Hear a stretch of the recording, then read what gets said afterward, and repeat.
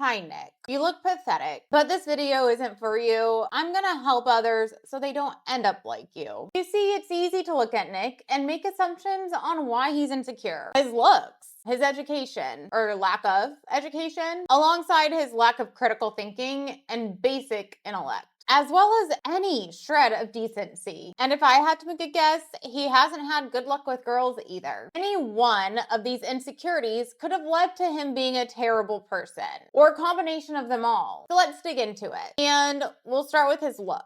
I ran him through my custom AI that ranks and assesses attractiveness. And according to the feedback it gave, his facial features are structurally underbuilt, particularly in the lower third, with cranial mass concentrated in the upper third, soft mid-face support with a vertically long face and insufficient width. The lower third of the face narrows progressively, and there's no structural counterweight below the cheekbones. His eyes tilt downward, jawline and chin are poorly projected, and his lips are thin. And his hairstyling makes him look even more top-heavy. And overall, his face reads as structurally weak, below average. And if you're looking at Nick and see some similarities, don't worry. Looks actually don't matter. I get that it's important for everyone to feel good in their own skin. So if you're a good person, you can get a globe review that'll give you custom tips to look better. But if you're like Nick, then you have things even worse on the inside that you need to focus on. And Nick has done some real harm. Even worse than his looks is his integrity. So many people have dismantled his claims and he can't even respond. Face it head on. He does things like knock on daycare's doors when they're closed and calls it investigative journalism. He doesn't provide sources. I can't find anything that Nick is good at. His website is a joke. He's just as incompetent at web design as he is at investigative journalism. Well, I guess there's one thing you're good at, Nick. You've played the puppet well. You're probably not even aware. The men that you idolize are laughing at you behind closed doors. But at least they're not laughing at just you. They're also laughing at the people dumb enough to listen to you. Because as you're all passionate about that, spreading lies and false information, you can't actually talk about who's responsible for the majority of theft in this country. And it's not any marginalized group. It's white people. I don't see you posting about the $50 billion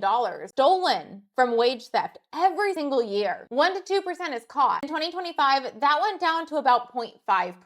I know you're not going to make a video about it because that wouldn't be in the best interest of the men that you're so desperate to please. Nick, I've been on the inside too. Although I probably shouldn't say too because you're not really on the inside. Because if you were, no one would let you look this stupid. But we'll talk about it more in part 2.